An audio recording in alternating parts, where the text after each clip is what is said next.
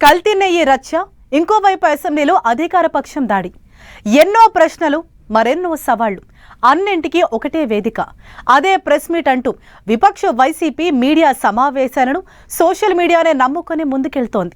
Fan party లీడర్లు మాత్రం ఏదో చేయాలి, కానీ ఏం చేయలేకపోతున్నాం. అన్నింటికీ ఆన్సర్ ఇవ్వాలి, కానీ ఎలా రెస్పాండ్ కావాలో అర్థం కావటం లేదంటున్నారు వైసీపీ నేతలు. అసెంబ్లీకి వెళ్తే ఎలా ఉండేదన్నది ఓ చర్చ అయితే, ఆల్టర్నేట్గా ఏం చేస్తే బాగుంటుందనేది మరో డిస్కషన్. ఇంతకీ వైసీపీలో ఎందుకీ డైలమా? లీడర్ల ఒపీనియన్ అధినేత దగ్గర వరకు చేరట్లేదా?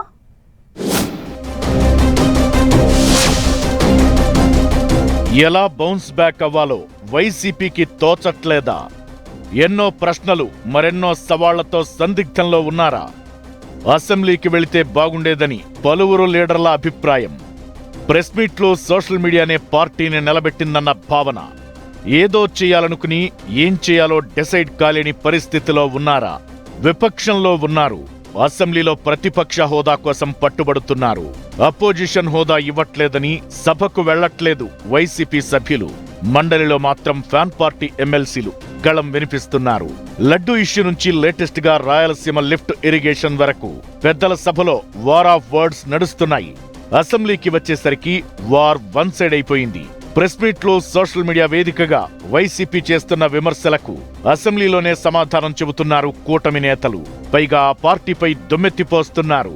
వైసీపీ చేసింది ద్రోహం, చెప్పుకునేది గొప్పలు అంటూ అటాక్ చేస్తున్నారు. దీంతో కూటమి వాయిసే ప్రజల్లోకి బలంగా వెళుతోందన్న వాదన ఉంది. పలువురు వైసీపీ నేతలు కూడా ఇదే అభిప్రాయాన్ని వ్యక్తం చేస్తున్నారట. సభకు వెళితే బాగుండేదా? అసెంబ్లీకి హాజరైతే అధికార పక్షం మాట్లాడేందుకు టైం ఇచ్చేదా?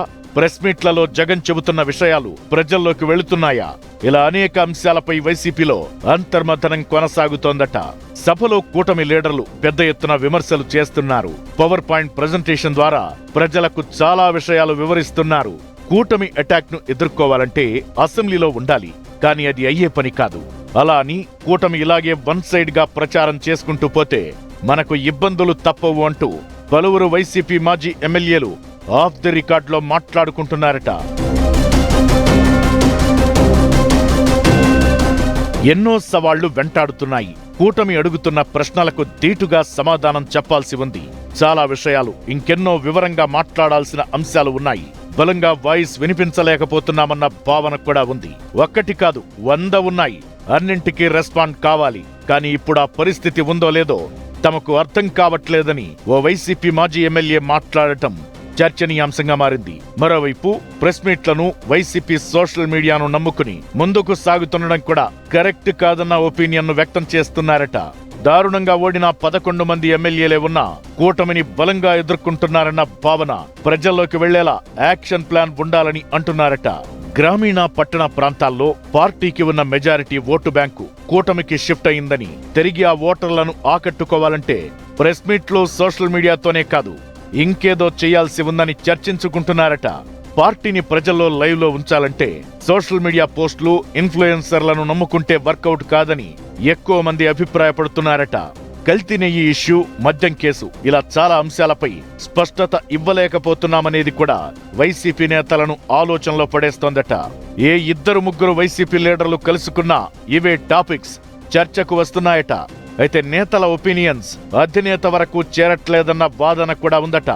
పార్టీ అధినేతతో సహా లీడర్లంతా ఇలాగే నైరాస్యంలో ఉంటే ఇప్పుడున్న పట్టు నిలుపుకోవడం కూడా కష్టమేనని పలువురు ఫ్యాన్ పార్టీ లీడర్లు గుసగుసలు పెట్టుకుంటున్నారట.